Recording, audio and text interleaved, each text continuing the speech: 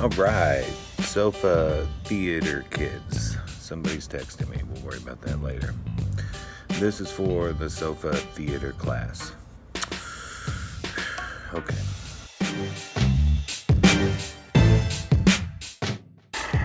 The stage misses you. I hope you're all doing well. Welcome back. Even if this is not the welcome back that you were expecting or that you wanted. I'm sorry about that. I wish you could be here. The theater misses you, and no, Paige, I don't know what's going on with my hair, and I know it's distracting you, so I apologize ahead of time. Let's talk a little bit about this class, SoFA Theater, and what it means in the large, grand scheme of what it means to be a SoFA Theater student. The goal of this class is to twofold. One, it'll participate ideally in the Manhattan Theater Link project, assuming that's going as according to plan. Some of you did that last year to great effect. We plan to do that the second half of the year, so that's part of the equation. The first half of the year is really an opportunity for us as thespians to explore different parts of the theatrical world more in depth, because quite frankly, unlike Theater 1 class, we all of us want or need to do something in the theater. This will also give some of you the opportunity to explore things that are important to you, your career, and your growth. So for instance, Drew, who is set on exploring audio engineering as a potential career field path, she will be focused on that aspect of her training during this time period. So there's an element of individualism that I'm going to give to you, and we will work on individual projects. This is going to be a key component to understanding how the mastery guides will work for this section. A lot of you are interested in acting or just like to do acting, so that's wonderful. So we will definitely do a lot of scene work. And because all of us are serious thespians, we will be able to give constructive criticism and feedback on those said scenes to help better each of us. We are better together when everybody betters themselves. And that will be our mantra when we are working on scenes or monologues, etc. You will be required to do monologues and scenes. And before you go off the deep end and tell me that digital, it's hard, I know, I get it. We're going to make allowances for that.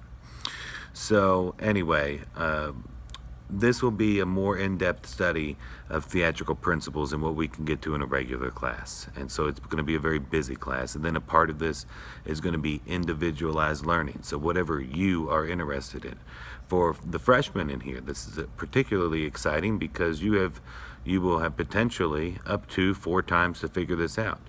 Or at least, give a great introduction to the craft and to the work, and then figure it out from there.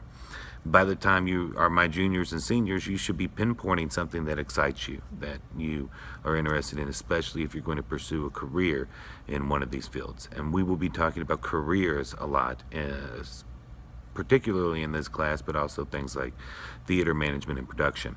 Now, before I go further, and part of the reason why I'm explaining to you this is that I don't have a set syllabus yet. What we're going to be talking about individually are goals for each and every one of you, and figuring out what can we accomplish and how are we going to go about that. So it's not a syllabus as in, we're doing this the first 9 weeks, this is the second 9 weeks, and this is the third 9 weeks. The exception obviously being that Manhattan Theater Link will happen post winter break, whatever that will look like and whenever that will take. So we'll segue into that early January. That doesn't mean that everything we're working on now stops. It does not mean that. But it means that that'll be a big focus of the class, which I think it's a good project, and we were overall successful in it last year. So, most of you already know what my expectations are. And here's one thing that I haven't really talked about. I feel really confident with everything, most of the things that we achieved last year. And I know that there was frustrations with the Addams family and things like that. And, I'm sorry. that it turned out that way. I really am. For everybody involved, I am sorry. But, no matter what hiccup or hurdle, we're gonna try to overcome them and figure it out for the next year. So, one thing that we are going to be doing, and topic of discussion today, is some of the way that SoFA theater is going to be changing over the next couple of years. First of all, there's going to be a focus be placed on our juniors and seniors about where they are going to go in their next step. What I call it the 4 to 5 year gap. So we're going to be figuring that out specifically this year for our seniors that are looking to move on, and there's quite a few of you. So we're going to figure out the best way that you can move on and most efficient way to whatever it is that life is going to take you, and how we can best equip you for that. So that will be a focus this year. The other side of the equation, and this really came out of the conversation that we had with Barrett Weed back during NTI last year. So when we talked to her, and I can't remember which student had asked it. I'll try to find the quote. But I think it's always best to just pursue your passion, even if it doesn't end up being a concrete career. One of the things that I always tell, so sometimes I have private students, and sometimes their parents are very scared about what they're getting into, and I always try to explain to them that the entertainment industry, like meaning music, television, film, theater, writing, really, everything that we're consuming as a culture, it's actually the most dependable industry, in our country, and also arguably in the world. And the thing is that there's a cyclical relationship between the different disciplines, right? Like, so you have a director in theater, you have a director in a film. You have a lighting designer for the theater, you have a lighting designer for the film. You have actors on film, you have actors on stage. Same thing with television. So you can see already. Now, there are nuanced differences. We're going to be looking at those. And also ways that an actor can make money. I think that that's an important part of the equation. There's always been a debate on whether or not art should be free, or at least easily accessible for the masses. But in the end, you got to eat. And we all didn't have the luxury of Da Vinci when the Medicis paid for everything for him. So we got to figure out that part of the equation too, especially when you're talking about long-term sustainability of whatever goal you want to have. So there will be a kind of a change in the way we do class, because I'm not really calling it SoFA film, and personally I like SoFA cinema better. I think that sounds cooler. But we're going to be utilizing film more as a concept, and talking about how we can apply that not only to the theatrical world, but also to your career paths and what those will mean. So that's going to be a heavy focus this year. I'm really examining, the different ways that, you can grow as an actor, a tech person, or whatever it is, and what opportunities there are for you out there. So those are going to be part of the equation as well. But because of COVID and the way that we've had to change things, not only doing all these classes digitally, but also our theatrical season. We had grand plans for our 2020-2021 season. Grand plans of what we were going to do and how we were accomplish those things. There's already been substantial changes to the 2020 season. Now, if you haven't already, you'll be getting an email, or a letter. All the SoFA students, whether or not they're in this class or just in the pathway, will get one. If you haven't already, you'll get one soon. And it will outline some of these changes. So let me just go over them now. And this is the final word so far thus on the 2020-2021 season. So for starters, we've canceled the fall play. And we've moved the musical to the summer. We canceled the fall play because we predominantly we don't know what it's going to look like for the next couple of weeks or months. Are we going to be in person? Will we be able to do after school activities? What will they even look like? Yeah. And then Heather, who's coming in right now, Miss Eves, and is Dora in there? Yeah. I'm not editing this out.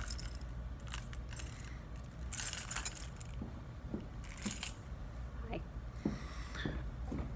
So for the and fall play has been canceled. We don't know what school's going to look like. We don't know if we can rehearse. The musical we moved to the summer. The musical presents unique challenges because according to the research as of right now where I'm filming this, which is, I don't even know what today is. It's the day before we hand out Chromebooks, so whatever day that is. The research shows that singers are super spreaders of the COVID-19 virus. So it is anticipated or it is suggested that that 6 feet rule that people are always talking about. Well, for singers it's 20 feet. So trying to figure out how two people can sing and look at each other is a challenge that we don't have the answers to right now, and hopefully something occurs between now and then that we can maybe have more information about it. So we pushed off the musical to the summer, basically just so that we don't have to deal with it right now. And it's not that we don't want to deal with it, it's just that right now the answers are not looking good. Who else is coming in here? I might have to stop for this one. You heading out? No. Oh, okay.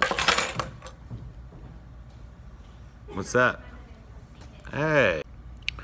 Okay, I'm back. So, last thing I'll say about the musical is that if you are a senior and you are concerned that you will not be able to participate, we will figure that out, and our intention is to allow you to participate. So this is assuming we can work it around your schedule and what your secondary plans are. So one freedom that we have during the summer is we're not constrained by the school day, so we may be able to do longer rehearsals for a shorter amount of time, and that will allow you to be able to fit it into your schedule, and thus still have not only your summer free predominantly, but also allow you the opportunity to prepare for whatever secondary institution you'll be going into, or your career, whatever that may be at that stage. So that will be something that we work with the seniors on, so figuring that out. Okay, past that, as of right now, the spring play is still scheduled to go as we want it to, so we'll be still looking at doing a spring production. That's still tentative because we don't know what's going to happen by the springtime. We hope one thing, but let's be real. We've been hoping for a lot of things that haven't panned out how we wanted them to. So we have to be flexible. Furthermore, as some of you are aware, and it's our intention of doing the Curious Incident of the Dog in the nighttime for the spring play. That's more or less tentative, but that's the direction we're going. Furthermore, some of you already know, but we have a date at the Preston Arts Center for the week before Christmas. It was our intention to do a Christmas-themed play and have people come to it. We are keeping that date. We don't know what play we're going to do. We don't know if we'll be able to do something there, but it's our intention to fulfill that desire to do a Christmas show this year. And we'll talk more about that later and how you can participate. As always, aside from the opportunities that are regularly presented to students, like participating in the tech side of things or auditioning for a play, there's also stage management, some more design stuff that we'll be giving over to students, as well as student directing.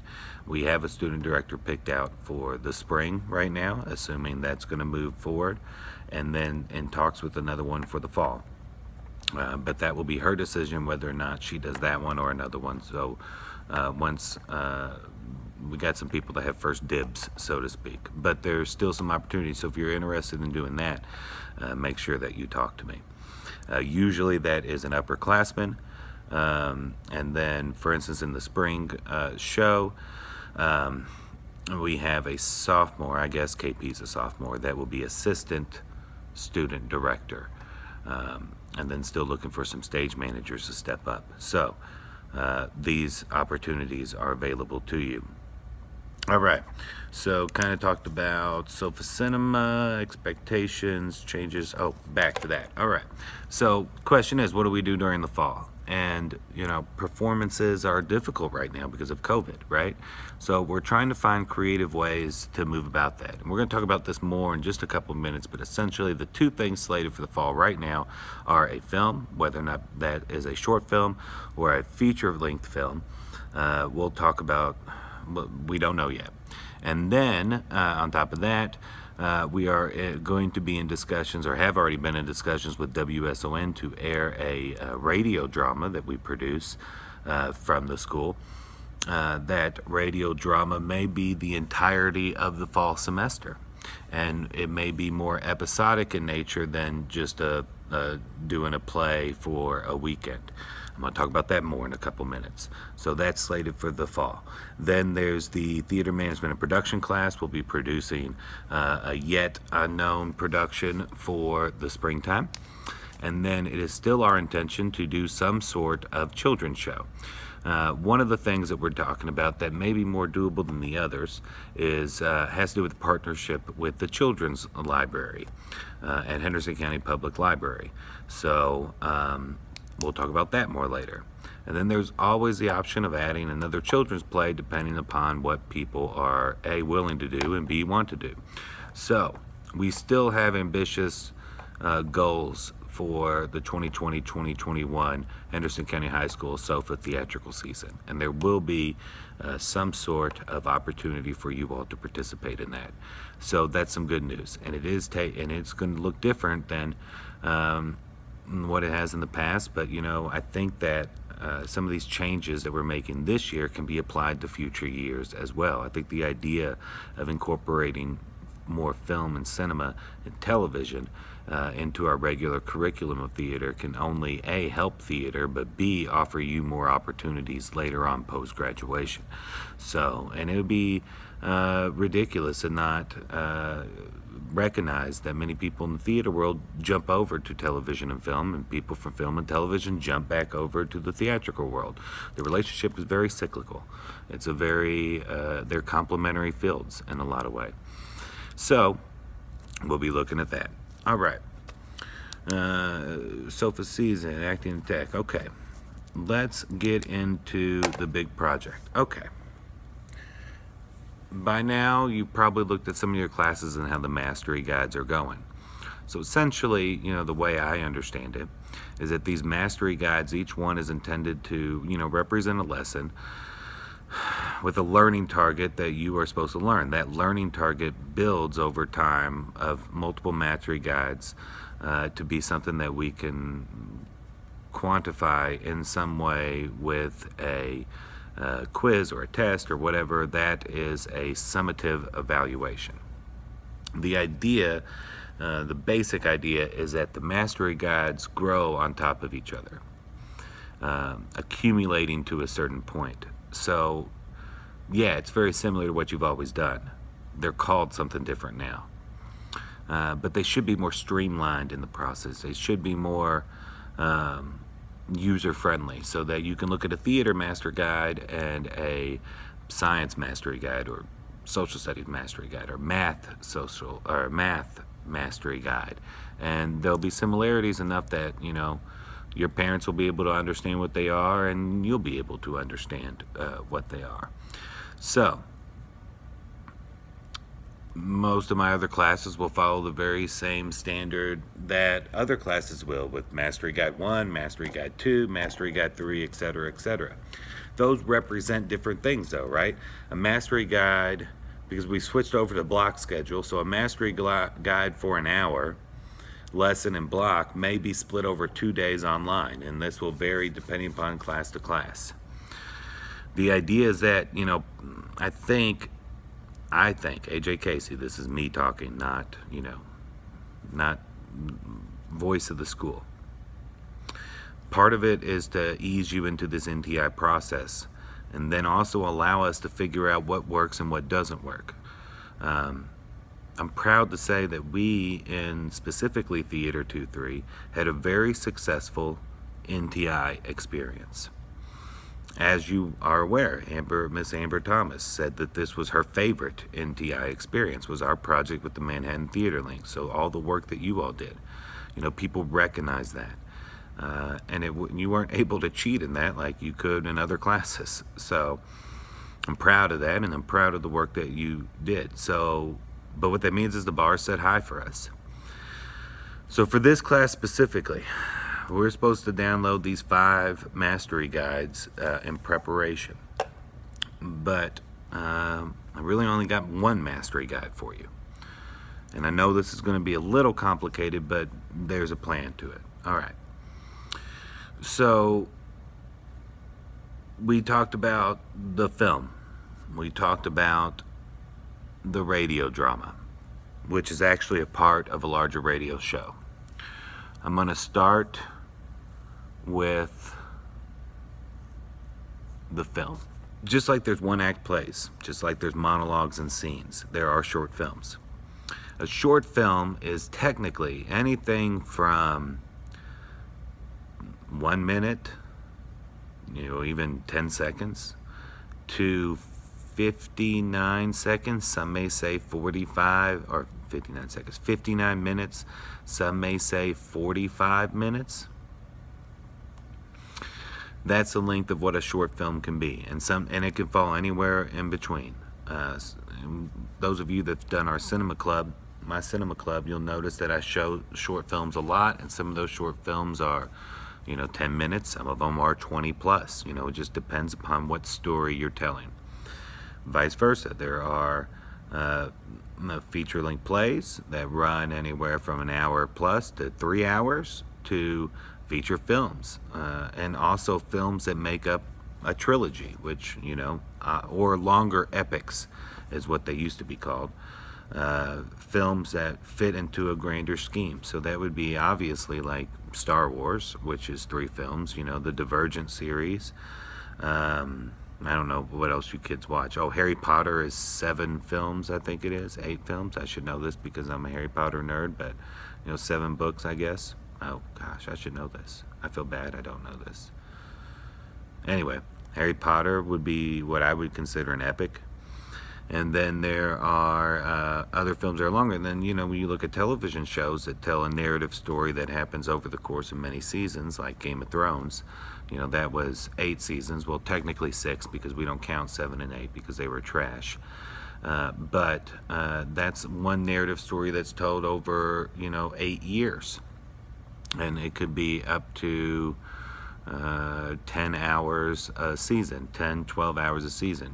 Any of those long form narrative shows work that way in television. So like The Sopranos or Psych, even though Psych is more of a sitcom, and sitcoms are a little different because they are encapsulated episodes. You don't necessarily need to see the one episode before to get the one after. Obviously, that's not always the case. If you look at even like The Office or Frasier, there's episodes that are part 1, part 2, or part 3, and they tell an overarching story over the course of a season, but each episode really is an individual experience. Seinfeld is famous for this.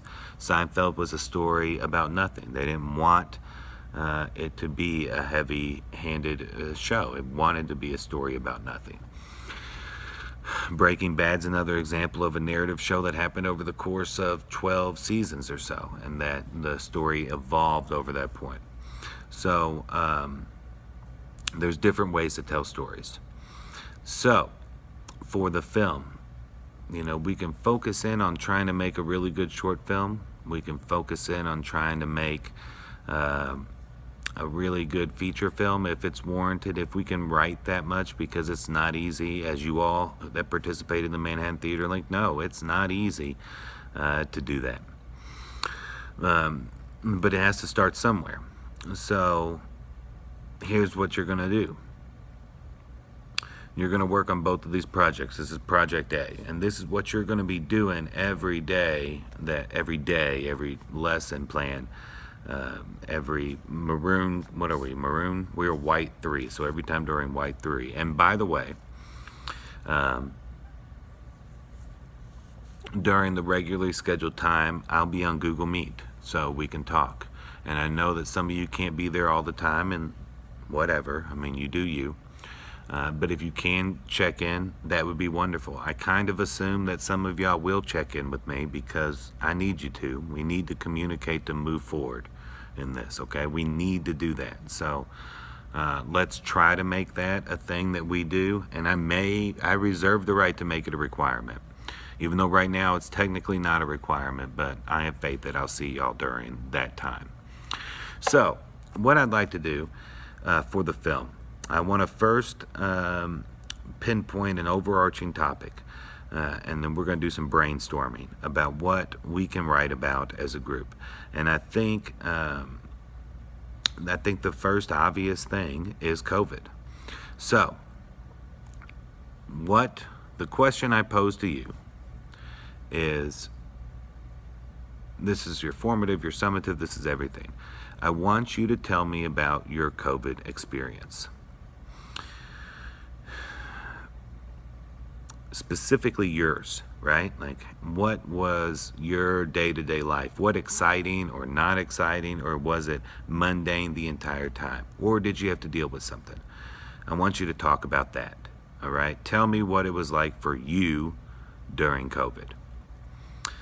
Then I want you to tell me if you had heard any stories that your family or friends or whatever dealt with during COVID. These can be anonymous. These aren't going to be necessarily shared with the class just yet. We'll talk about them if they're good ideas, okay? And these don't have to be in any sort of form right now. Just tell me the story. Tell me what happened. And then we'll talk about, then we're going to move on to treatments and pitches, and then how you grow that into a storyline. We're going to do all that. But right now, just tell me the story. Like, yo, my buddy, I'll give you an example.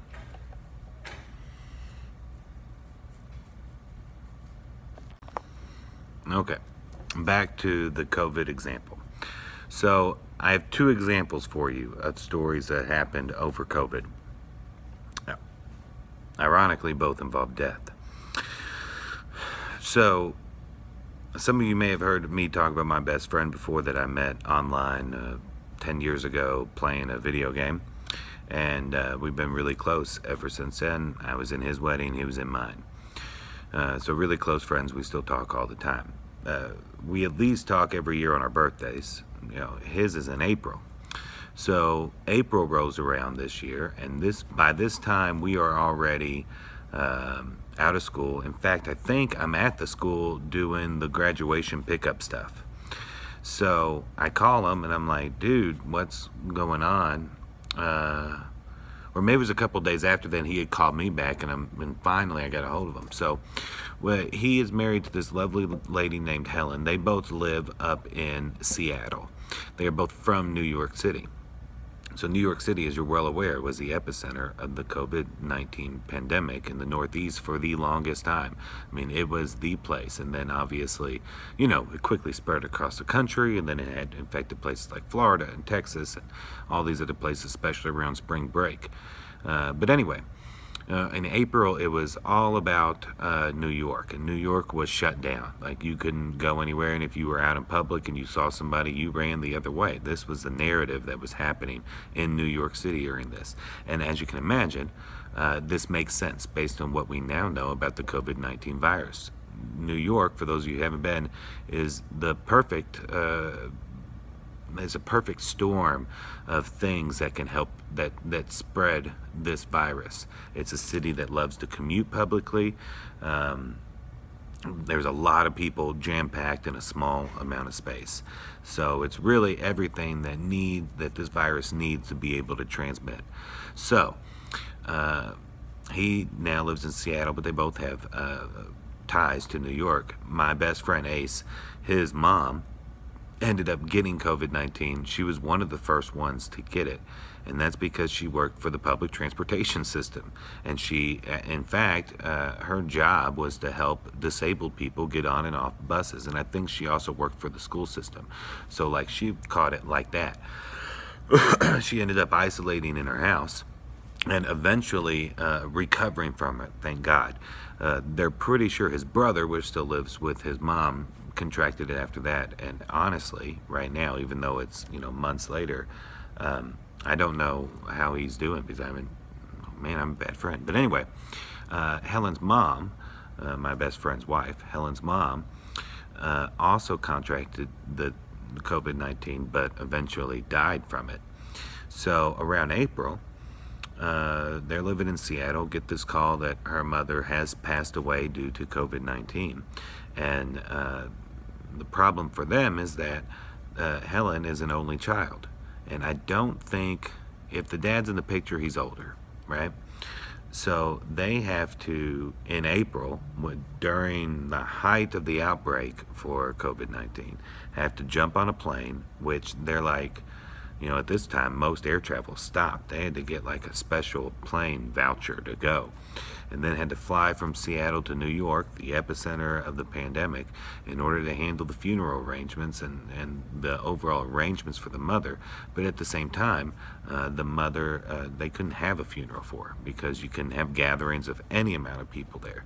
So not only did they have to fly into the epicenter, they really couldn't see my Ace's family, my best friend's family, because they were both recovering from the disease. They knew they had it. And then you're in a place that you love, that you have lots of roots in, and you can't see anybody, and then you have to deal with a funeral on top of that. So it was extremely difficult for him and his wife to have to deal with that. But that's what happens when you get old and tragedy strikes, and you're the one that has to deal with it. The same basic thing happened to another friend of mine, Layla. Layla works in France. She's actually come to the school to talk before. She works for the embassy. And her mother is from Henderson. Well, she ended up passing away. She was getting sicker and sicker, and the fear was that she would contract COVID-19, and that would be the final nail in the coffin, so to speak. So Layla flew home from France,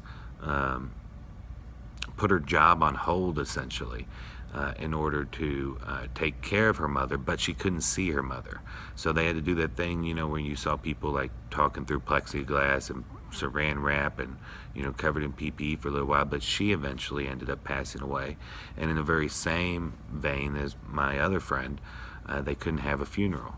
So the interesting thing, in especially Layla's situation, because we talked about this, is that unlike a normal circumstance, you don't have time to grieve for your loved one. You don't have the opportunity to have a funeral and say goodbye in that manner, in that tone. So it's heartbreaking, and it's heartbreaking that you couldn't see your family really beforehand, for fear of potentially passing a virus. And remember, at this time, we didn't have the testing rolled out, available, that we did now, so to speak, and we know more now than what we did then.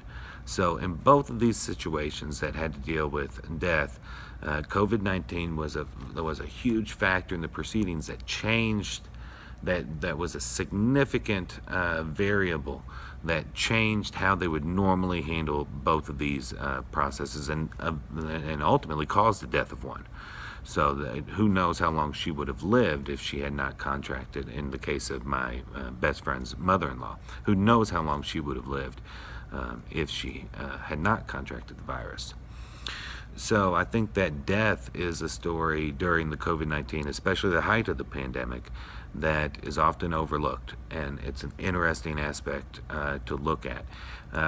Now, these stories, obviously, we're not going to go shoot in New York. We're not going to go shoot in Seattle. And even though Layla's story takes place here, it doesn't have to be necessarily that kind of vein, but we could explore this idea of death in the pandemic, or, what it means for a dying loved one to be physically separated by a barrier or be unable to see their family. I think that if you really think about it, your stories may involve loneliness, this idea of separation. And I know that, some of you may be apathetic, and you are the social media generation. And so you had ways to communicate that you would not have been able to just a few years ago. But digital communication is not the same thing as a face-to-face communication. I know I've texted some of y'all. Y'all don't know how to text. Word a darn. But anyway,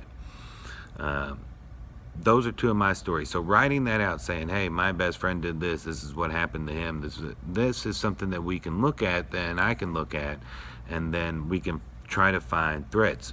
Pip, I think Pip's in this class, but Pip had at the very beginning a birthday, and David, her boyfriend, was able to throw her a, what is it called? What'd you call it?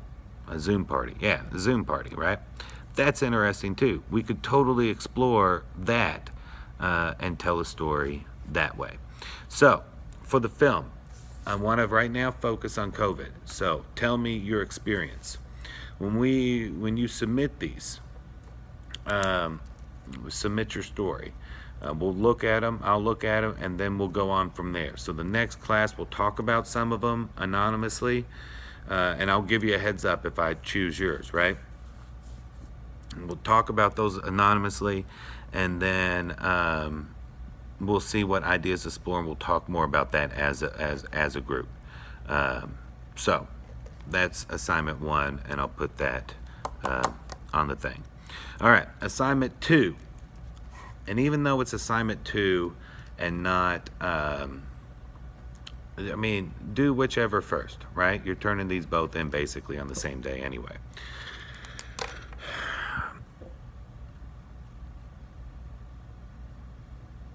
Here's the basic idea. We want to go to WSON and say, hey, we want to do a radio show. Now, I've done 2 different sets of radio dramas for them. One was a Christmas themed show. The other was a individual Halloween stories. You can find radio dramas, especially from the 1920s, 30s, and 40s online. So you can go listen to one of them to have an idea.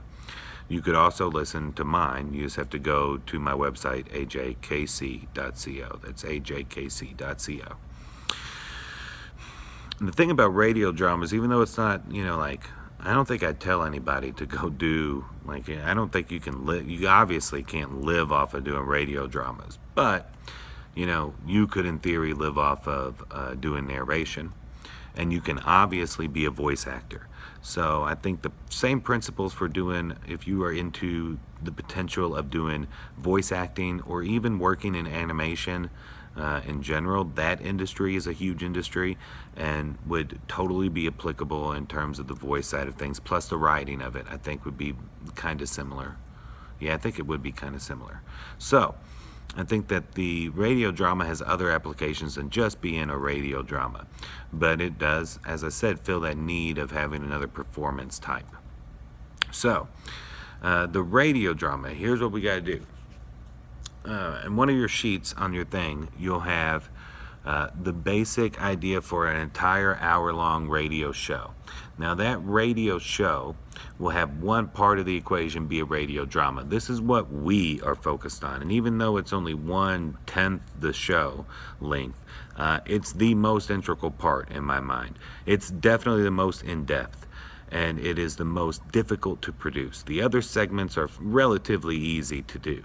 This one will require a considerable amount of effort from quite a few different people. So the radio drama, when I did, so back to the 2 shows I did, the Christmas show and the Halloween show. The Halloween show was episodic in that it was individual segments. So each show, like one was Southern Tears, the next one was Zombie Hour, we did the Spotsville Monster, and then Gary the Ghost. So we did 4 different shows. They were not linked in any way. They were individual stories. The Christmas show structure was episode 1, episode 2, 3, 4, 5, 6, and it led the story, told itself over a certain amount of time. So those are just 2 different forms, right? It's basically the difference between doing a short film or doing a television series, right? So television series plays out over time. A short film is just a story start to finish, or a feature film story start to finish, right? So for this one, I haven't really decided, but here's some big ideas that I'm tossing around. One, it's very feasible that we could get this up and going by October, which means that we would have, the Halloween month to play with. I've thought about the idea of maybe doing a murder mystery like we did with the Mousetrap, but the catch would be that this would premiere on the radio, right? So like there could be an interactive element with the audience, so the audience could play along, or they could help make choices for the characters, in which case it would maybe change our script week to week. That's something that we can consider. Or it could be like a game of Clue, where you're playing along from home and you're trying to figure out who did it based on the clues that we give during the episode. So an interactive element to it. These would obviously be not only exclusively on WSON, but we could put it on a podcast immediately after the premiere on WSON. So essentially it would go premiere on WSON in the morning or afternoon, whenever that date is, and then come down to the next date, which would be put it on a podcast. So then it's accessible on Spotify and iTunes and all that jazz. We'd probably just make, and Facebook and Twitter and all that kind of stuff, wherever we want to put it, we'd put it there. We'd figure that out too, but that's not the hard part. Although podcasts have to be approved by Apple, so sometimes they take some time, so we'd have to factor that in. Anyway, regardless. In terms of the radio drama, we could also, tell this story over October, then switch the story and tell a different story for November, and then tell a different story in December. But here's the beautiful thing about a radio drama, is that we're just using our voices. There's no visual component to it. So we can tell a story, any kind of story we want, that we can tell audibly, right? So it can be totally, it could be a period piece. It could be set in the 1920s, in the 1800s, in the 1000s. Is that even a thing? I don't know. It could be medieval. It could be fantasy. It could be sci-fi. It could feature fish. It could be Nemo's story. Well, we're not touching anything Disney property, but it could be barnyard animals. It could be aliens. It could be whatever we want it to be. So like with everything in play, that's going to be the hardest part of narrowing that down, right? And then we have options to how that can go. So for the radio drama specifically, we're going to have to pitch this to WSON. Now they are aware of it, right? But the goal of this also is for you all to get used to the concept of having to pitch your concept to WSON. So we're going to need a concept first, and then we're going to have to work it into something that we're going to sell to WSON. Now here's the extra component of that. When we're doing a play at the high school, we know what stage we have to use. We have control, relatively speaking, over that stage. And the only thing we need to do is buy rights to it. And that's as simple as sending an email and saying, hey, I want to buy rights to it. Is it available? This is different because this is commercial television or commercial radio. So we have to play by their rules. And their rules are going to be, they're going to give us the time. They're going to approve that we air it on their station, and then they're going to go sell it to other people. Businesses are going to put money down to try to advertise. At least this is the idea right now, right? This is commercial a commercial endeavor, they need time to sell that, right? So we can't say, hey, and I know it's late in August right now, like, we need to have a decision soon so that they can go out and secure funds for it, because commercial television is not free. They need to make money as a business. This is their business model, right? So we got to figure out what we're pitching to them, and then we're going to pitch it to them, and then they're going to tell us if we're good to go or not, and then we're going to start heavily into the production side of things. So here's what I want you to do on that. I want you to segregate yourself into groups. I don't care who it is right now. Y'all are big boys and girls. So let's put all the freshmen together in one team, because y'all don't know anybody else. And then let's do sophomore, juniors, and seniors. Let's do that. So freshmen, sophomore, juniors, and seniors. I want you all to communicate with each other about what you're thinking about the radio play, if this is something that you're interested in, the radio drama, or if this is not what you're interested in. And let's, amongst your group, like individually and in your group, talk about, you know, what's exciting to you about that idea. And then we're going to start there and see where we're at. And then during the next meet, whenever that'll be, stay tuned to Google things, or the Google Meet. We'll meet and talk about that, whoever's able to come. And we'll need at least one representative from each group. So bring to the table, the same way that we worked with the Manhattan Theater Link project, bring me 3 ideas of stories that interest you. So like, for instance, with the Manhattan Theater Project, we said the concept was, what's a group of people that the antagonist or the outside force is like a group of individuals, or it's like an external force that's not a singular enemy, so to speak, and it's acting upon the group. So there's no stipulation for this, right? Like, it could be melodramatic, but give me some kind of idea of a group, or something that you want to focus on, or an idea that you have that you want to focus on. I'll put some notes in here so that we can talk and look at this more. But essentially, this is everything that we're working on right now in SoFA Theater, and it's going to incorporate everything that we've learned up until this point. Describing plot, writing, then we're casting, then we're working on this as soon as possible. We got to get this off the ground.